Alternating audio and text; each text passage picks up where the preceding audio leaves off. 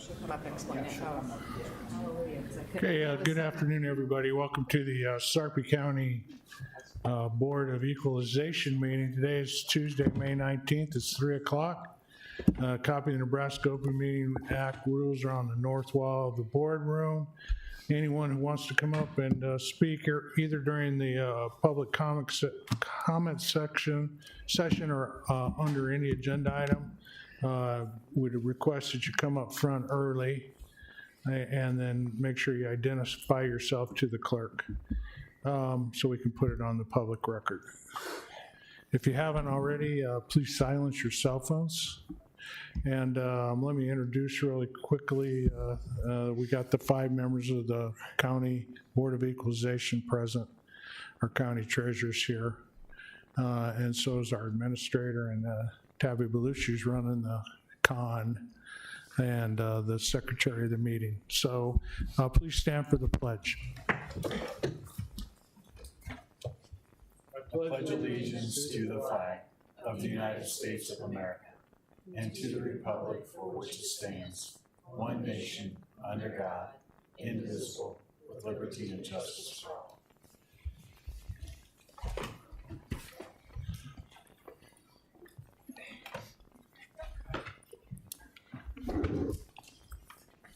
Any public comments today? Okay, 2 items on the consent agenda. Motion to approve? Second. Motion by Commissioner Klug, second by Commissioner Burmeister. Any discussion? Please vote. Motion passed. Okay, 1 item on the regular agenda, 6.1, it's a rejection of a motor vehicle exemption application, Form 453 for Martin Fagan for a 2026 Chevrolet Silverado. Mr.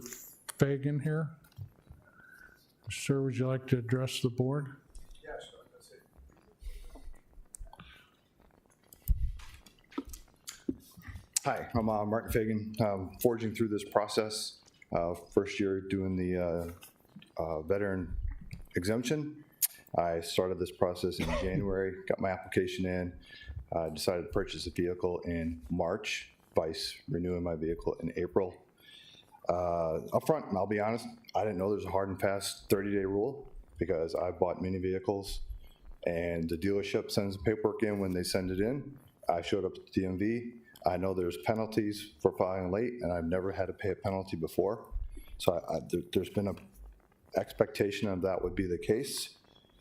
I've been very proactive in following this. I started contacting the dealership when my paperwork wasn't showing up because, I want my permanent tags. Started contacting the dealership, followed it through, found out tracking number, tracked it to when it was delivered to the DMV, called the DMV when, expectation is they get the paperwork. In a couple of days, I get my little pink slip or email saying, hey, come in and do your paperwork. I didn't get it. I started calling the DMV, found out they processed it that day. Talked to the tech or agent that was helping process my paper, said, hey, they just processed it today. I asked about the waiver. She says, I just do a quick thing, talk to the state to get approval. The state denied it for some reason. So then here I'm starting this lengthy process of trying to figure out why, where's the precedent, and working my way through this fun. So I personally feel like I've been very proactive. I've done everything I was supposed to do. As the person at the end of the chain, I being held accountable to the dealership. If that's going to be the case, then message out in the street is people need to start building that into their sales receipt if they don't get the paperwork filed in time. So I guess hopefully you take. Do you know how long it took from the dealership to the DMV? That I bought the vehicle on March 7th, I think that was a Saturday, and it was April 15th that it was delivered to the DMV office. And I was calling on the 20th. I gave them 3 business days. The 15th was a Wednesday. I gave them 3 business days to process it. And I started calling that Monday. Hey, when can I come in and fill out my paperwork and get my tags? so about 5 weeks. Yes. So is this for service-connected disability? Yes. The exemption Yes. is 100% exemption? It's any, You get to do one vehicle, right? And it's, it doesn't matter what so percentage. you're electing to do your one vehicle because it's new and the most expensive. Yes, I saved Well, it. no, that makes sense. I saved You it don't have to specifically for explain my truck. anymore. Yes. I got it. So every veteran's entitled to that exemption, correct? I believe it is any service-connected disability from 0% all the way up to 100%. It Yeah, doesn't matter what gotcha. rating you have, it is. Okay, does anybody else have any questions? Well, thanks, Mr. Fagan, appreciate you coming in. You can stand by here in case you need to readdress this. Okay. As we have a couple more folks come up, I'd like to hear from our county treasurer and also from our attorney. Afternoon, Board. I understand your frustration. By statute, my office has a deadline of 30 days from vehicle purchase to when he comes in. We're showing a purchase date of 7 March. Came into the office 20 April, so that's about 2 weeks over the 30 days. I understand he had a third-party issue involved between him and the dealer. I'll let him speak to that. 30 days is 30 days, that's what I'm bound by. Yeah, we understand. That's the long and the short of it. Okay. County Attorney's Office, please. Good afternoon. Hi. So on this one, technically the statutes don't allow for any exceptions. That said, the process there were recent changes to the statutes where the process changed so that the DMV is the authority over this as opposed to the Department of Revenue. The DMV has said they have no appeal options, which is why this is coming back to you guys today. Beyond that, a lot of changes have been made recently to the property tax exemptions for veterans. This board has even put some of those forward. And the intention of the statute with all of those recent changes, the intention of the legislature is to support veterans and allow for human issues instead of making these hard and fast deadlines that are not always realistic. None of those have transferred at this point over to the motor vehicle statutes, but that intent just seems contradictory to what we're doing in the other statutes. So I see problems in these statutes. Technically, the black and white language says, yes, you have 30 days and that's it, there's no exceptions. But this is definitely an area where in the past, the board may have voted contrary to that in order to draw attention to the statute so that change can be suggested to the legislature. So after the Board of Equalization makes a decision, does it end here? The decision from the Board of Equalization will make this, will make it appealable to Turk. So if the board chooses to accept the denial, the applicant would have the option to go to Turk.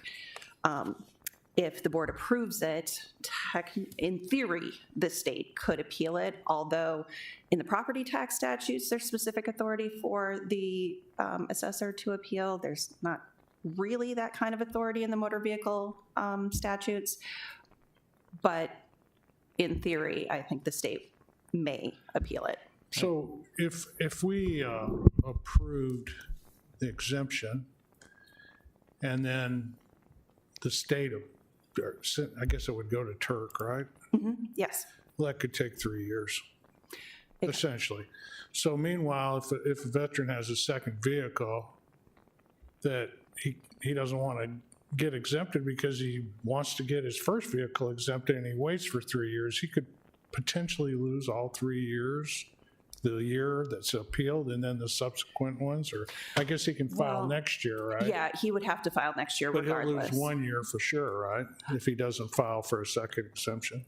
Yeah, so when it comes due next year, he would, regardless of whether or not the board approves or denies today, he would still have to reapply every year. So it would just be for this year.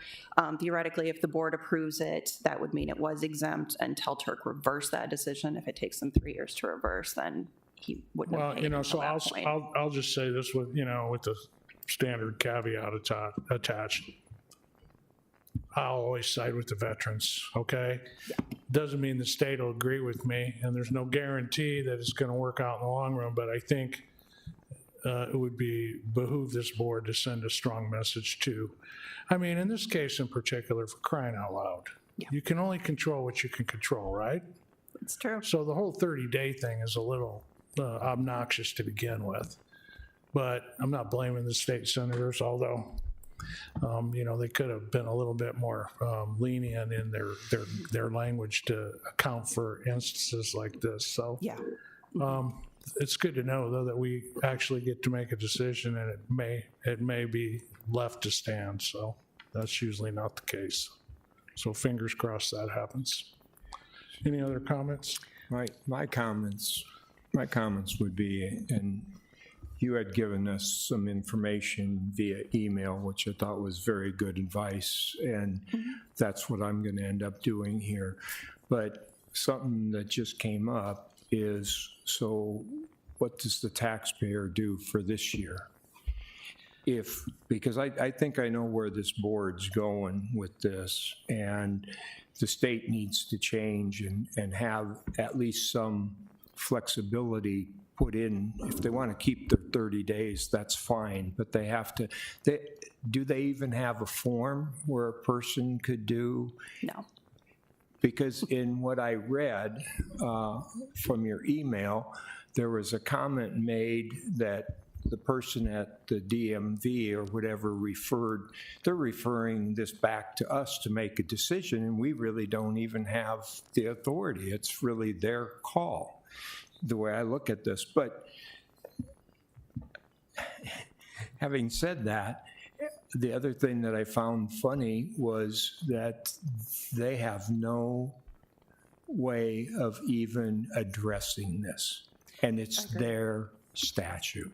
I agree. It's ridiculous. Yes. So I know I'm going to be sending the message that they need to get on the stick and start cleaning stuff up because it's ridiculous. It's a waste of our taxpayers' time. It's a waste of our time. It's a waste of your time. And so anyway, that's the point I wanted to make. And thank you for the information you had given us prior to the meeting. I appreciate that. Of course. I think based on the inconsistency in the statute and not allowing an appeal to any particular state area, and that being inconsistent with other statutes, it's leaving an open question that you've raised to us, Annie. I think this board, we live in a military community and we favor our military veterans. Thank you for your service, sir.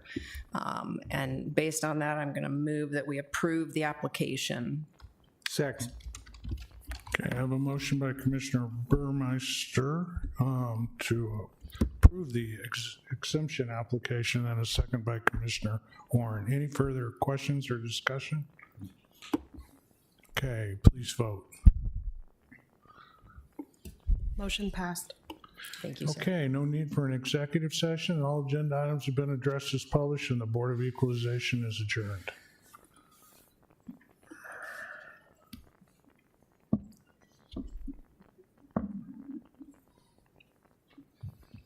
Okay, welcome to the Sarpy County Board of Commissioners meeting. Today is Tuesday, May 19th. It's 3:13 p.m. Nebraska open meeting rules are on the north wall of the boardroom. Anyone wishing to speak either during the open public comment time or on any specific agenda item, please come forward and make sure you give your information to the clerk so we can put it in the record. In attendance today, we have all 5 commissioners, our county administrator, and Tabby Bellucci from our county clerk's office.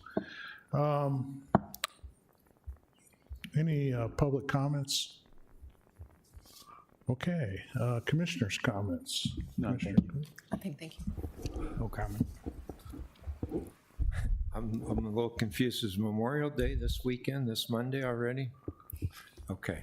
Well, then I want to wish everyone to have a great and happy Memorial Day on Monday, and get out to anything that honors our veterans or your families and friends at the cemeteries. It's so important. It's a great holiday.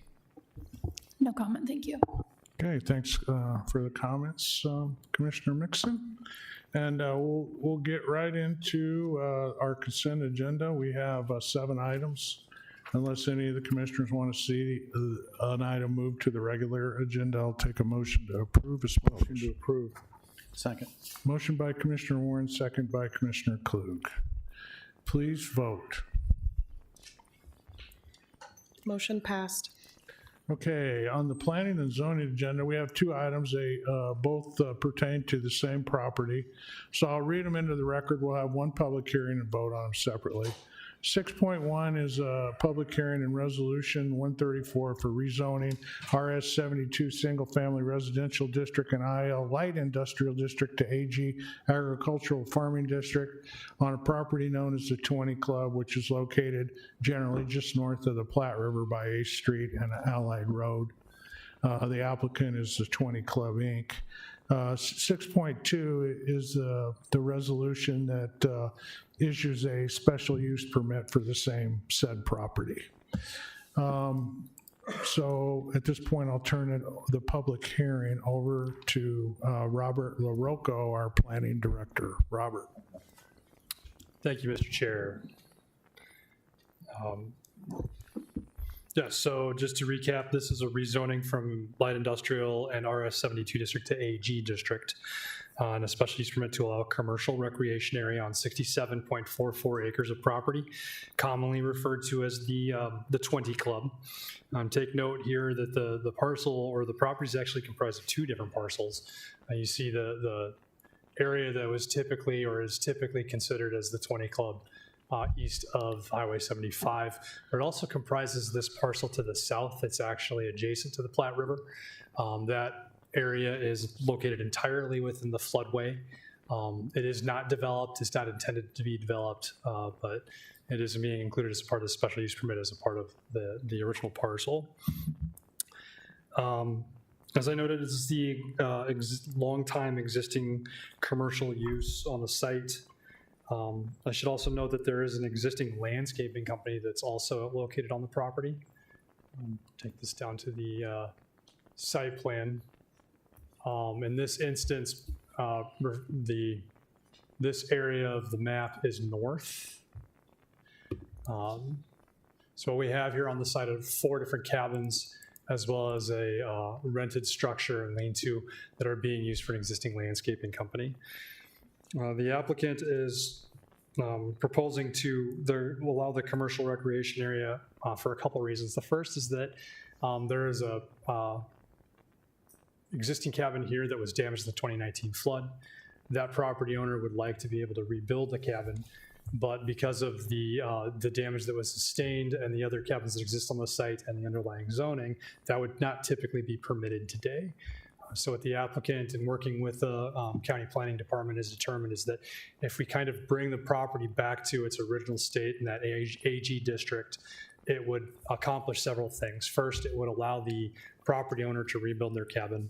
Second, it would allow the other cabins to remain on the site. Third, it would create the existing landscaping company would be considered legal non-conforming on the site, which would mean that it would not be allowed to expand, change ownership, change the operation of their site. That would not be a permitted use on the property. Fourth, it gets rid of the split zoning that's currently on the site. It's half industrial and half residential, and that's not preferred anywhere in the county. And finally, it's also in compliance with the future land use plan and the comprehensive plan for the county.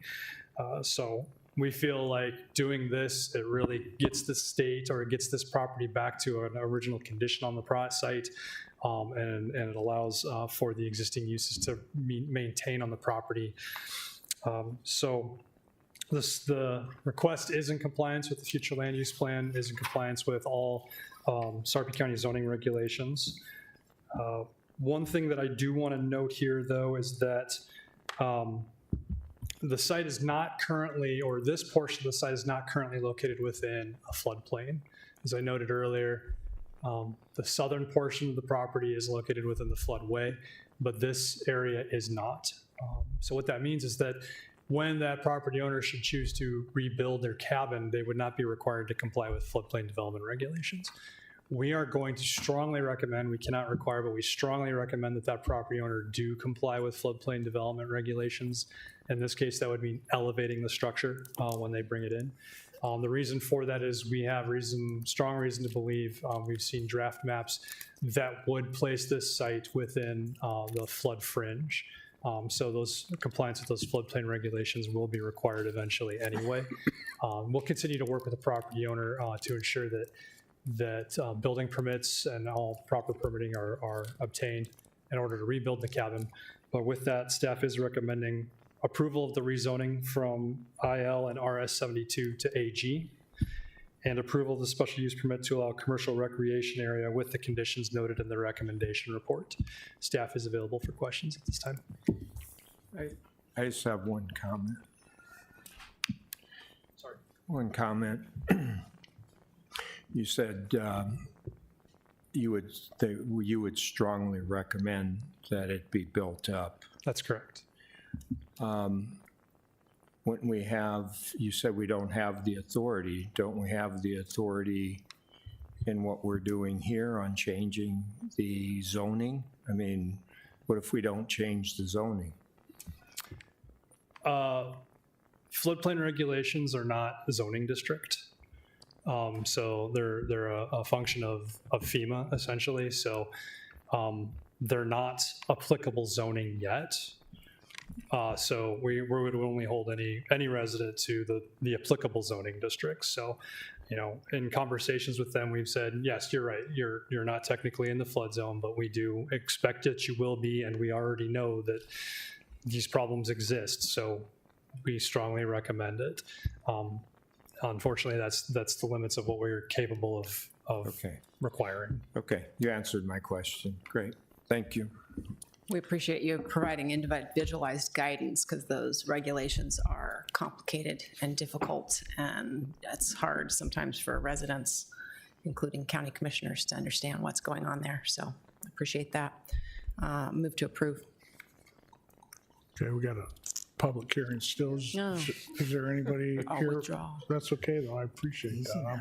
I'm like you. I'm ready to vote. But is there anyone here from the applicants or anybody that wants to talk? You don't have to. I'm here representing the person that Okay. property is being. All right. Does anybody else have anything they want to add? Okay, then I'm going to close the public hearing and turn it over to Commissioner Burmeister. Motion to approve. Second. Okay, motion by Commissioner and this is on the 6.1, right? Resolution 134? Okay, I have a motion by Commissioner Burmeister and a second by Commissioner Klug. Any further discussion? Please vote. Motion passed. Okay, now take a motion on Resolution 133 for the special use permit. Motion to approve. Second. Motion by Commissioner Burmeister, second by Commissioner Klug. Any other questions? Please vote. Motion passed. Okay, thank you, Robert. Yep. Okay, on to the regular agenda. Item 7.1 is Resolution 87.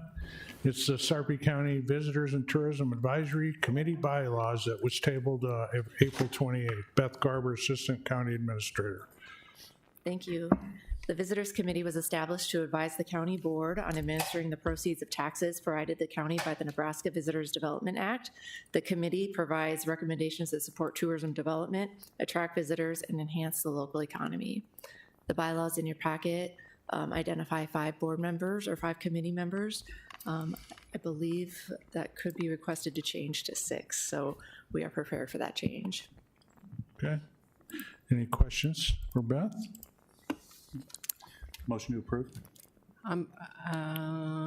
Can I make a motion to approve amended bylaws? I will withdraw my motion. Thank you.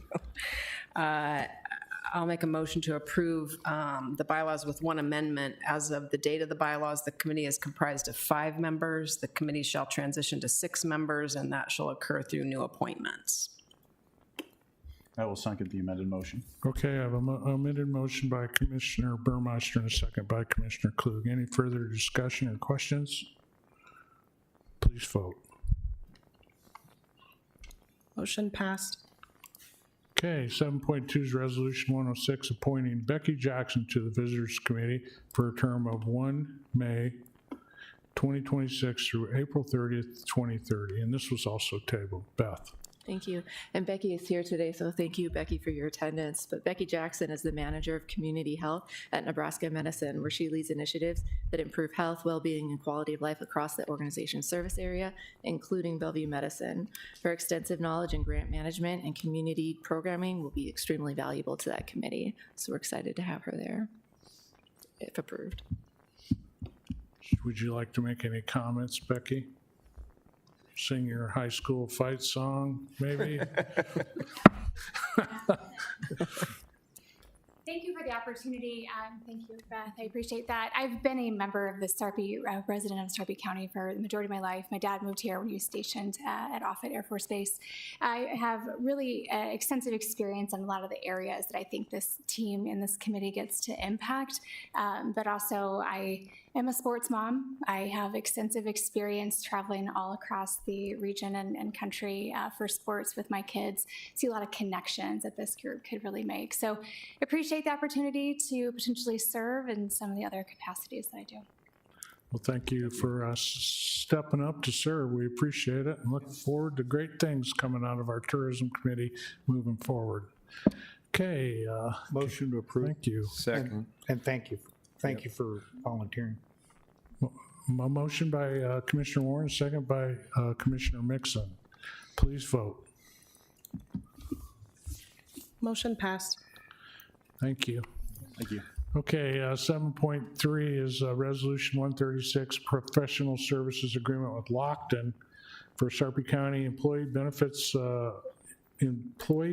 Broker Services for 1 year for the amount of $170,000.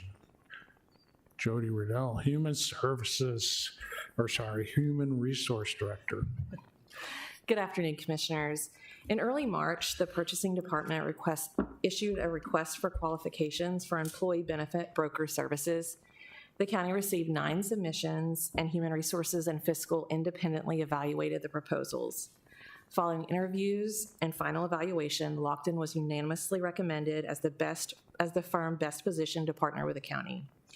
Lockton presented a clear, multi-year strategic approach that aligns with our goal of integrating employee benefits into broader organizational planning. Their independent structure, particularly in the pharmaceutical space, enables a more responsive and cost-effective solution. Finally, their emphasis on robust data collection, which I know is important to this board, and analysis will strengthen the county's abilities to make informed, data-driven decisions that balances both employee needs with long-term cost management. The staff recommends approval of this resolution, and I'd like to give Mr. Nathan Shada, Senior Vice President of Lockton Companies, a minute to introduce himself and Lockton to the board. Nate. Thanks, Jody. Good afternoon, Commissioners. Again, so I'm Nate Shada. I'm a Senior Vice President with Lockton, been with the firm for 15 years. And so my role is client advocate. So basically all the promises and the commitments that we made through the RFQ process, my role is to make sure that we deliver, right? That you've got the right team, you're getting access to our resources, and that we're following through on the service expectations. And just, I'm not sure how familiar you are with Lockton or the name Lockton, so I thought I'd give you just a quick high-level overview of where we fit in the brokerage space. So we are the largest family-owned and operated brokerage firm in the world now.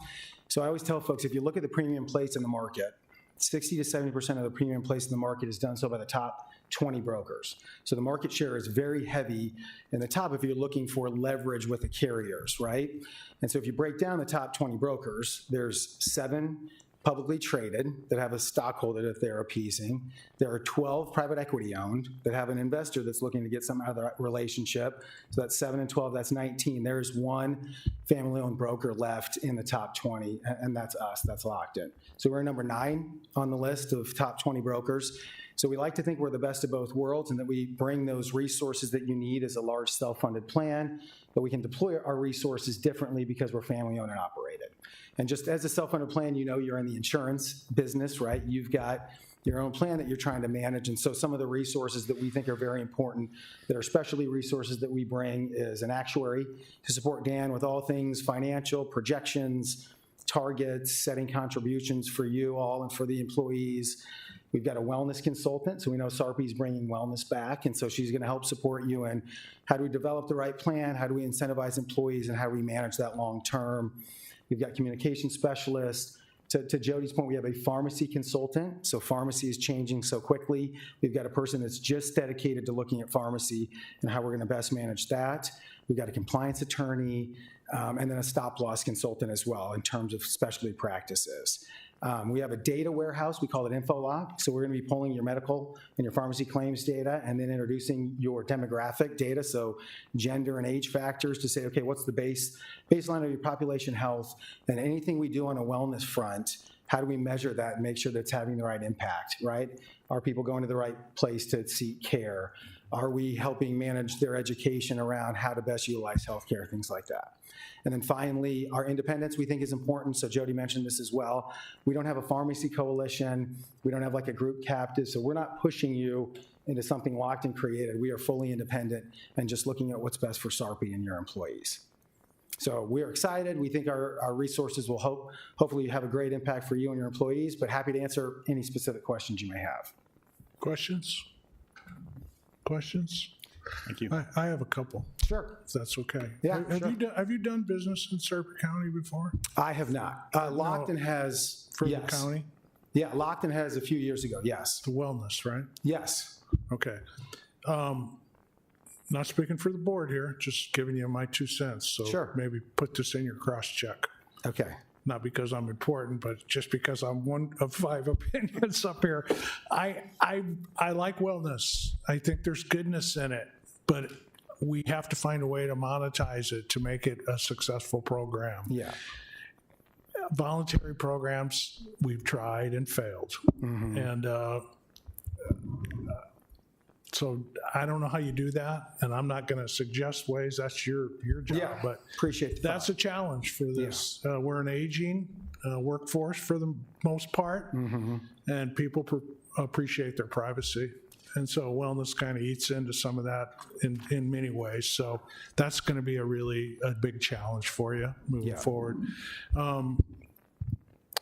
The second thing I wanted to ask is, did you just do governmental work, or are you guys private sector too, as far as benefits? Yeah, so Lockton does a whole cross-section. We have a dedicated public sector practice that you guys will be part of. Yep.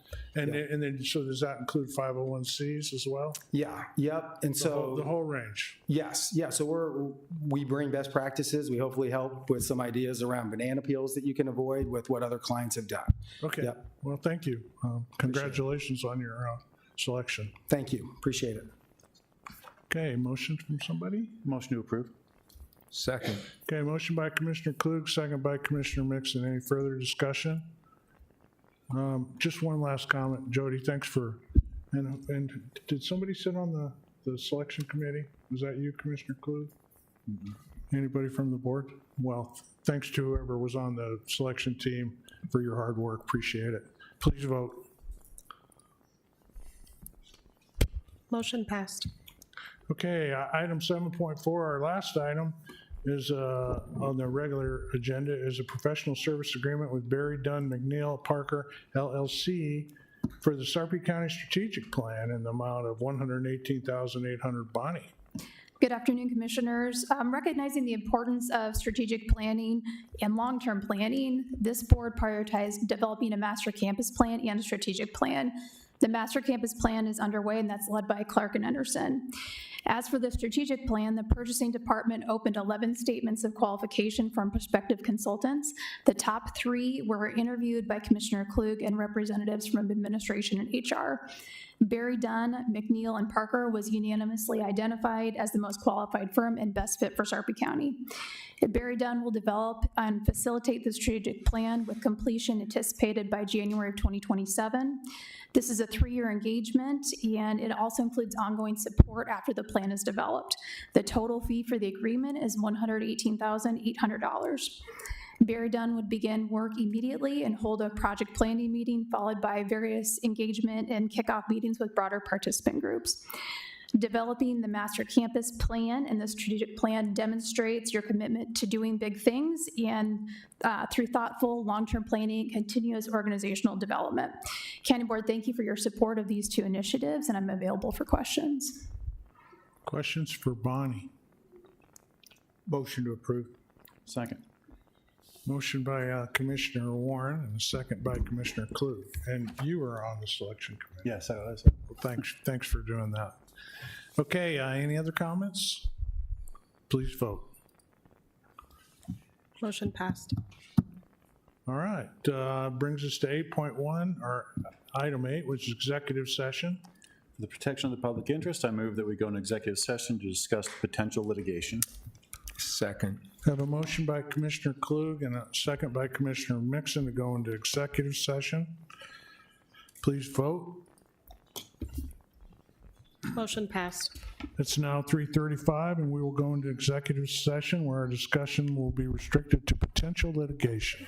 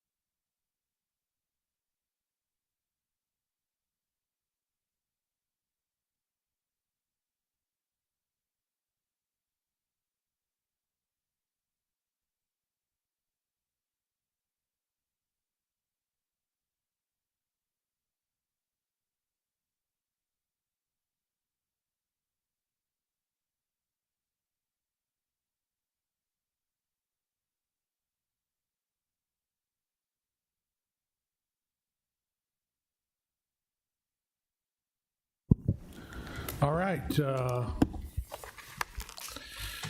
It's now 3:57. At 3:35, we went into exec session where our discussion was restricted to potential litigation. Need a motion to return to the regular session. So moved. Second. Motion by Klug and second by Burmeister. Please vote.